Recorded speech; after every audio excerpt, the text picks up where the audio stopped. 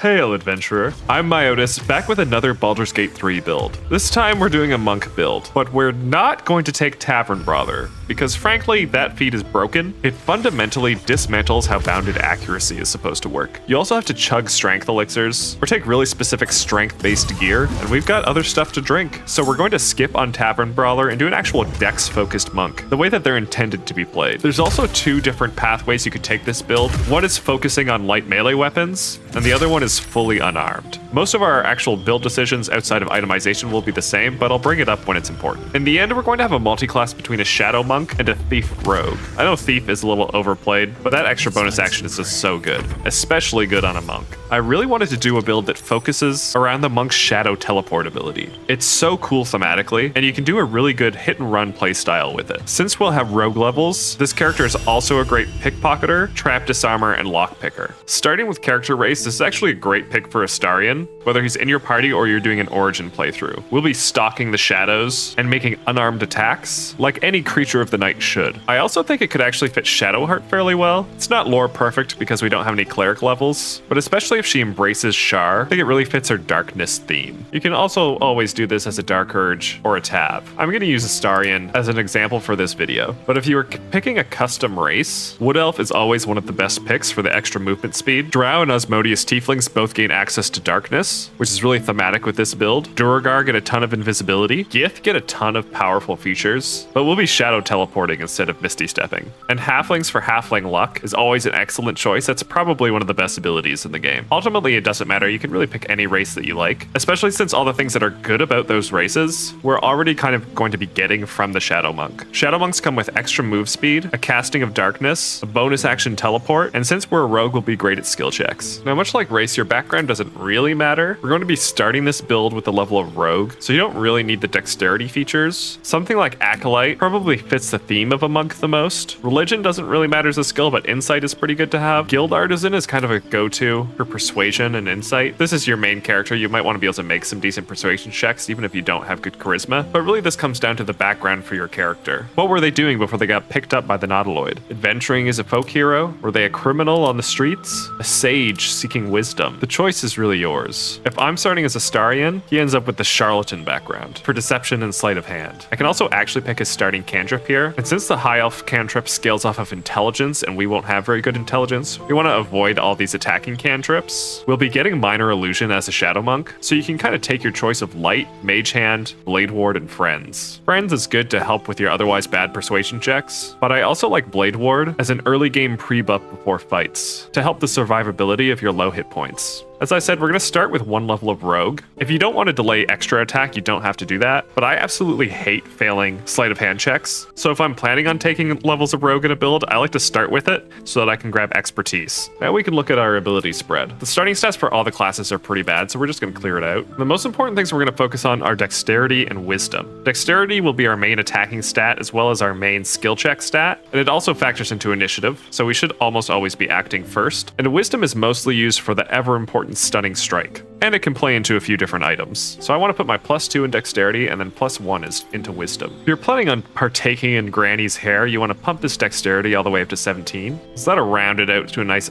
18 for a +4. And monks are really ability score dependent, so I do kind of recommend it. Just for the purposes of the build though, I'm kind of going to assume that we're not going to take it, especially if Astarion is just a party member, not your main character. Then similarly, we can take wisdom up to 16. Then you want to get your constitution up to at least 14. You could potentially put dexterity to 16 and constitution to 15 and put your first ability score improvement into both of those. And you know, now that I say that out loud, it maybe is kind of better. Of course, that makes us really min-maxed. We have a whole bunch of other really bad stats. So you could potentially bring your strength up just a little bit so you don't have a negative in it, and this makes it a little bit easier to jump places. And if this is your main character, you maybe don't want a negative in your charisma. You could even swap these so that you have a +1 at least. If you're not familiar, it's every even score gives you a +1 on actual rolls in-game. 10 is a 0, 8 and 9 are -1, 11 is also a 0, and then +1 at 12, 13, +2 at 14.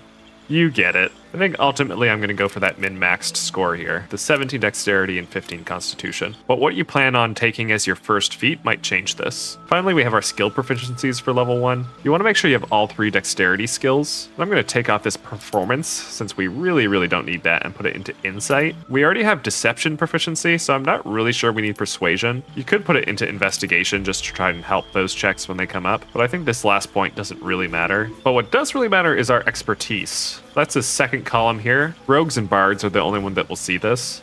I want expertise in sleight of hand. I don't really think acrobatics or stealth need it, so I'd probably put it into perception, so you have a really easy time finding the random stuff that gets highlighted in the world. There's nothing more annoying than walking up to a secret thing and all 4 of your characters failing their perception check for it. We also get sneak attack here, which gives us 1d6 damage once per turn on any attack with a finesse weapon, so long as we have advantage or the target is adjacent to an ally. This will help our early game damage, but we won't be going very far into rogue, so it will kind of fall off later. And if we switch to being fully unarmed, then it won't activate at all. Let's proceed to level 2. Now, instead of taking our second level of rogue, we're gonna go right into monk. This is gonna give us all the basic features we need for the build. We've got 2 key points at level 1. We have unarmored defense, which doesn't start as a particularly high AC level, but stacking both our dex and wisdom as we get into the late game will actually make this better than most other armors, including heavy armor. Or at least it would if the exotic material ones didn't exist. And we don't want armor or shields because that'll impede some of our other abilities. Sometimes the tavern brawler monks take armor, but that's only because they don't get to fully stack dex or wisdom. We get martial arts, so our unarmored attacks and monk weapons can both apply dexterity instead of strength as if they had finesse. And in Baldur's Gate, monk weapons are anything that you have proficiency in that don't also have the two-handed property. But even versatile weapons, like long swords and quarterstaffs, wielded with 2 hands, still count as monk weapons. This also increases the base damage of unarmed strikes and monk weapons to 1d4, which will continue to improve as we take monk levels. We also get a bonus unarmed strike, which we can make after attacking with a monk weapon or making a main action unarmed strike. The important thing to note with this attack is that this is a bonus action attack that adds our ability modifier to damage. Normally a dual wielder without the dual wielding fighting style wouldn't add their ability modifier to the damage of offhand attacks. I think early in our career in this character we're going to be dual wielding some kind of light weapons, but typically your bonus action unarmed strike is going to deal more damage. You'll probably only make an offhand weapon attack if you didn't get sneak attack with your action, or you used your action to do something other than an attack. Finally, we get Flurry of Blows, which lets us spend one of our key points to make 2 unarmed attacks with a single bonus action. Key points are kind of a precious resource despite coming back on short rests, so you typically want to try and use this to finish off an enemy that you otherwise couldn't with a single attack. The other nice thing about this is that despite pushing off extra attack because of our low-level multiclass, we still get to make 3 attacks a few times a day just at level 2, plus potentially with sneak attack damage. This actually makes us one of the more powerful early game characters. But with that, we'll move on to level 3.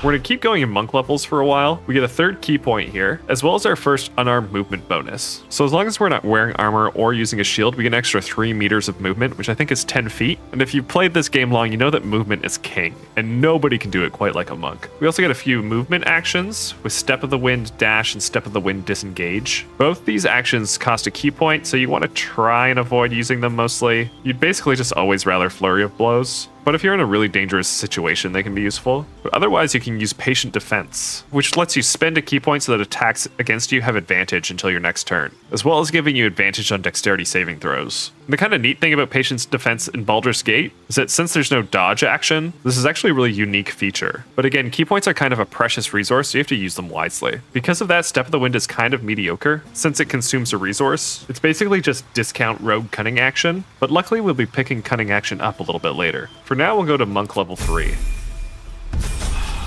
We get a 4th key point here, and we pick up Deflect Missiles, which is a nice defensive reaction to reduce damage from a ranged attack and potentially throw it back at them with a key point. It also doesn't seem to say it here, but I'm pretty sure the martial arts die for our unarmed attacks and monk's weapon attacks increases to a d6 at this level. Then we get to pick our subclass, and we're gonna go with Way of the Shadow. We get a lot of stuff here. We get a bonus action Hide, just like the one from Cunning Action. You can spend 2 key points to cast a few spells like Pass Without a Trace, which is not particularly great in this game because stealth mostly just focuses on vision cones. but it can be situationally useful. We can cast Darkness, which is a great defensive spell and really plays well with some of our later abilities. We can cast Dark Vision, which is not super useful. Most of the races have Dark Vision innately, but if you don't, maybe you'll cast this a few times in Act 2. And then Silence, which is also kind of a situationally useful spell. Great against enemy spellcasters. And you also get the Minor Illusion cantrip. I don't really use this one much, but you can use it to group up enemies before combat, or distract people to stealth and pickpocket.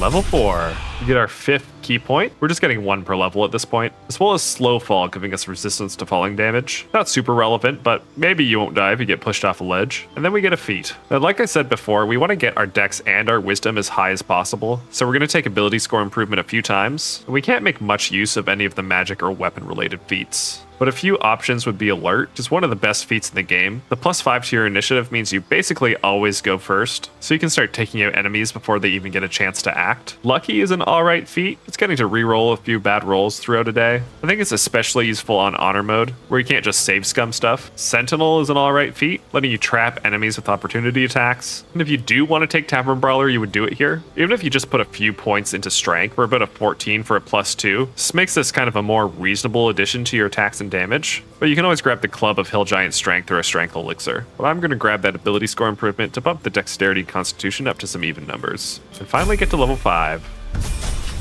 Here we get a key point, and we get extra attack. With Flurry of Blows, now we're making 4 attacks in a round. The only other character that can do this at this level is a fighter with Action Surge, but that's only once per short rest. And we have 6 key points for Flurry of Blows per short rest now. We also have Stunning Strike, which can be done unarmed or with a weapon. Having the chance to stun an enemy with a single key point is one of the most debilitating effects in the game. The stun condition means a creature can't take actions, bonus actions, or reactions. They automatically fail strength and dexterity saving throws. You can just trivialize a boss encounter with this ability and make it so that other characters' weapon actions and spell save DCs go off without a hitch. This is competing though for Flurry of Blows. It's always better to kill a creature than just stun them. You have a lot of options for how to use your resources wisely. It helps keep monks really interesting to play. And finally, you get an at-will invisibility as long as you're obscured, which is frankly kind of busted. Makes it really easy to initiate surprise attacks, as well as just sneak through any area. But I want to take one more monk level before we move on to anything else. Because at level 6, not only do we get another key point, another 4.5 meters of unarmored movement, and key empowered strikes so that our unarmed attacks ignore resistance and immunity to non-magical damage, we also get SHADOWSTEP. This ability is just so freaking cool. As long as you're obscured, you can teleport from one patch of obscurement to another, and you'll be surprised what counts as obscured. The actual light in the game is kind of just for show. If you hold down the shift key and move your cursor around, you'll see a little sun beside your cursor, and as long as that's only half filled, that counts as obscured. This is where our hit and run tactics come in. You can use your crazy unarmored movement to get in close and make some attacks, and as long as you've moved into a spot that counts as obscured, you can then teleport back to safety. And because of key empowered strikes, this is around the level where if you were using weapons still, you might be switching to only unarmed attacks, but it really depends on your items. But at character level 7, we've probably found a few items that can boost that, so it's really your decision on how you want to play it. We'll talk a little bit more about items at the end of the video. Now that we have SHADOWSTEP, at character level 8, we're going to dip back into Rogue. Now level 2 Rogue just gives us Cunning Action for Cunning Action Hide, Dash, and Disengage. The Hide is redundant with the Shadow Monk's Hide, but not having to spend key points to dash and disengage really helps save on our key resources. Then once we hit level 9, we get to go into level 3 Rogue, and I'm certainly not taking Arcane Trickster. We're going to take Thief. This will give us a redundant resistance to falling damage. I'm pretty sure those don't stack, since resistances usually don't, but we also get an extra bonus action from Fast Hands. We have a lot of different uses for our bonus actions. Not only do we have Cunning Action, SHADOWSTEP is also a bonus action. We also have the unarmed bonus action Strike from Martial Arts, and Flurry of Blows is a bonus action. Sometimes the problem with the Monk is that we kind of stop scaling after we have extra attack, but this extra bonus action really frees up our action economy, lets us do a lot more every turn, keeping our damage quite high, as well as our mobility and safety. Now here I'd probably take one more level in Rogue. If we keep our levels fairly even, we can still end up with 3 feats. And here alert is a pretty good option. Otherwise, I want to keep stacking those ability score improvements. And you may have noticed from this armor we're wearing here that we might not need more dex, so it really depends on how you're itemized. If you're using different clothing, I'd probably max dexterity out, but the graceful cloth is just so good that I'd probably start putting points into wisdom. This will improve the saving throw DC for our stunning strikes, and as we get to the beginning of Act 3, there's even some monk equipment that really cares about wisdom, but that's about as deep as we need to go into rogue.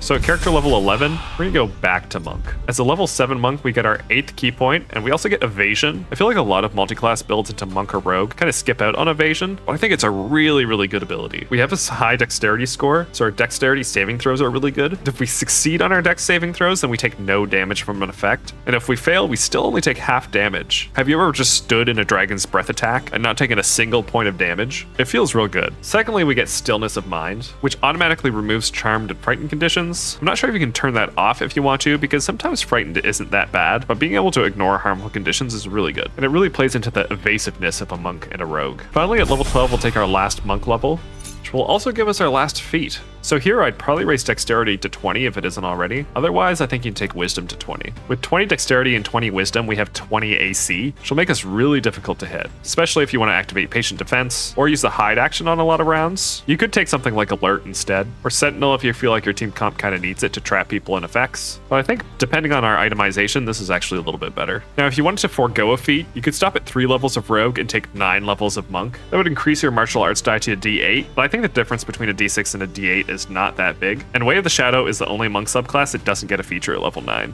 So I kind of like the 4-8 split. Let's talk about some other multi-class options quickly.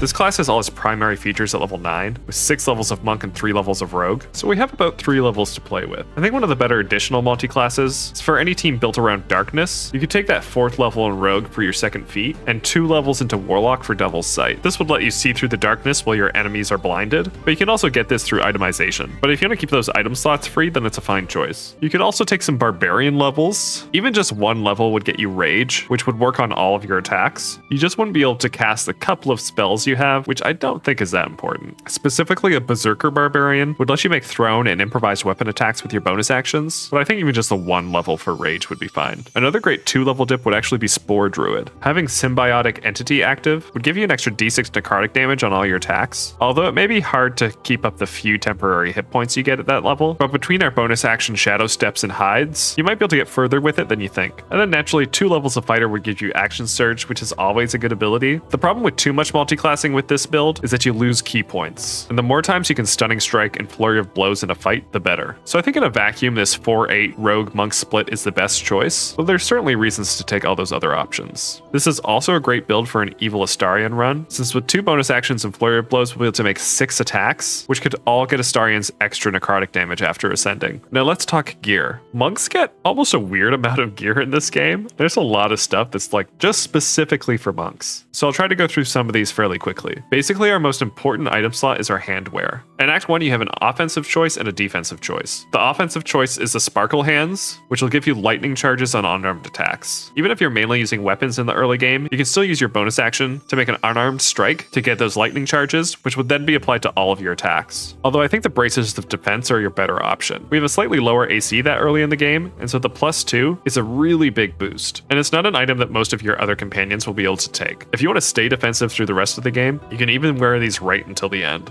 And somewhat surprisingly, any item that gives spell save DC like the Fistbreaker Helm will help Stunning Strike land more reliably, so if you have any items like that your spellcasters aren't using, you can put them onto your monk. I said before that I think the early levels are good for dual wielding, and since all simple weapons and short swords count as monk weapons, you can basically take any 2 light weapons you find and wield them both, the best of which of course being the Knife of the Undermountain King in Act 1, but any half-decent magic weapons you find should be fine. Alternatively, there's also Corallin's Grace, which gives a +1 to unarmed attack rolls and damage, and a +2 to saving throws if you aren't wearing armor. Rogues for some reason have longsword proficiency, so you'll also be alright with Falar or Luve, although I generally prefer that on a more supporty character. The only really worthwhile boots in Act 1 for you would be the Disintegrating Nightwalkers, just for the protection from surfaces and snare and entangle, since eventually we will get our own bonus action teleport, but the Misty Step could be helpful in a pinch. Otherwise, you could build into lightning charges. There's no particular bow you need for this build. You can use a bow alright, since we have a high dexterity score, and with the proficiency proxy from rogues, you can even dual wield hand crossbows. But mostly you'll be using your fists, and we have a ton of movement, so it's very rare that you won't be able to reach an enemy. So basically any bow that has some sort of buff that applies to you at all times is good. While you're wielding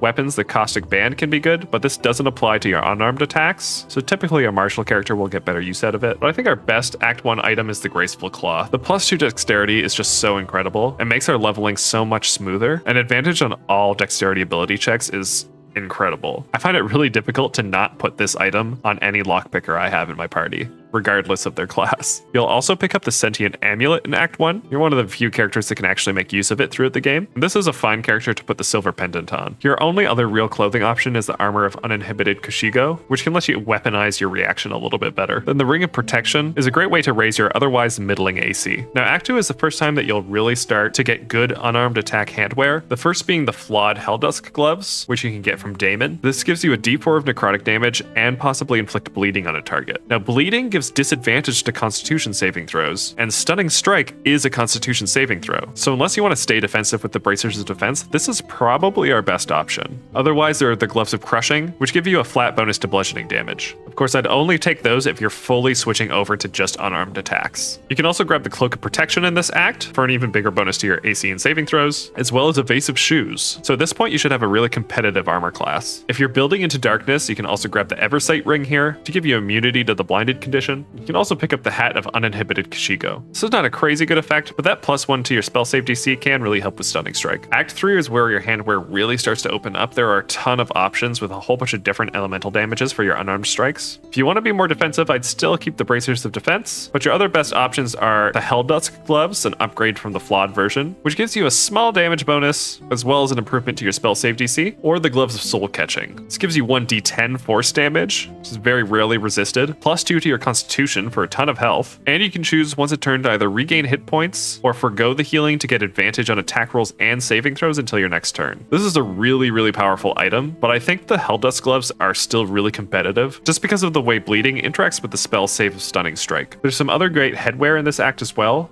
The Horns of the Berserker can give you added necrotic damage, or the Hood of the Weave could give you a higher bonus to your spell save DC, but it's more likely that one of the casters in your team wants that. If you can manage your health effectively, you can also go with the Helmet of Grit. If you have less than 50% of your hit points, you get another bonus action. That's just like infinite teleports. Of course, the trade-off with that is that the Helmet of Grit is light armor, so it would pretty drastically reduce your AC and your movement bonus. The Mask of Soul Perception also has a bunch of really great bonuses. In terms of your clothing, it's still hard to compete with the Graceful Cloth, but you could go for light armor with the Ballast armor, but I'd only do that if you continued using piercing weapons because of the piercing vulnerability, and not for the unarmed version. But there's also the Garb of Land and Sky, which gives you the effects of Blade Ward while using Patient Defense, and gives you advantage on your next attack roll after using Step of the Wind, as well as an additional 1d8 force damage. Finally, there's the Vest of Soul Rejuvenation, lets you regain hit points for succeeding on saving throws, and lets you make reaction unarmed attacks against attackers that miss you. I still find it hard to let go of the advantage on sleight of hand checks, but the choice is yours. At the beginning of Act 3, we also get the Boots of Uninhibited Kushigo. This is where maxing out our Wisdom stat is really important, because it adds our Wisdom modifier to unarmed strikes. So if you're still dual wielding, I wouldn't wear these, but if you've gone full on with unarmed strikes, then these boots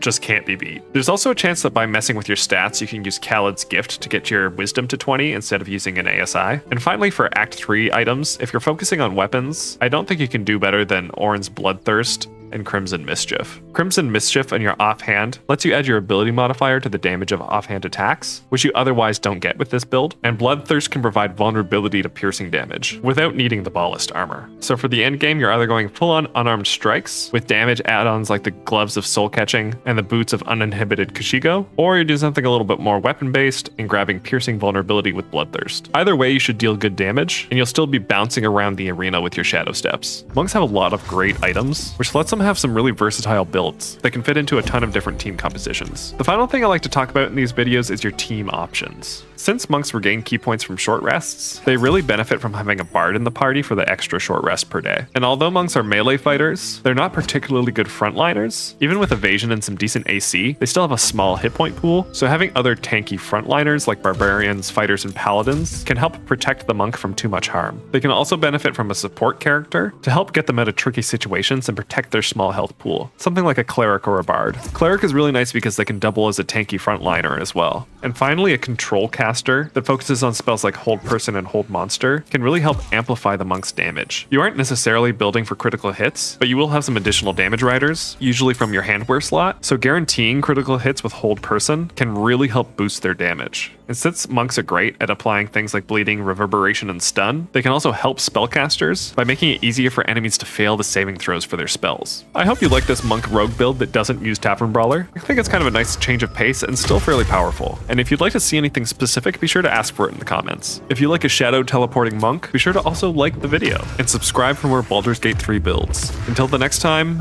happy adventuring.